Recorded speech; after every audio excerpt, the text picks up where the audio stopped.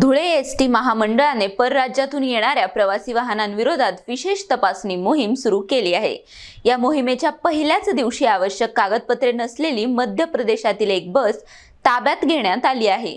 Dhule ST महामंडळ, प्रादेशिक परिवहन विभाग आणि पोलिसांच्या संयुक्त पथकाकडून महाराष्ट्रातील बस स्थानकांमध्ये प्रवेश करणाऱ्या परराज्यातील प्रवासी वाहनांची तपासणी करण्यात येत आहे। या तपासणी दरम्यान संबंधित वाहनांकडे आवश्यक परमिट आणि इतर कायदेशीर कागदपत्रांची पडताळणी केली जात आहे। मोहिमेच्या पहिल्याच दिवशी धुळे मध्यवर्ती बस स्थानकात मध्य प्रदेशातील एका बसकडे वैध कागदपत्रे नसल्याचे आढळून आले। त्यामुळे ही बस पुढील चौकशीसाठी ताब्यात घेऊन स्थानकात उभी करण्यात आली आहे।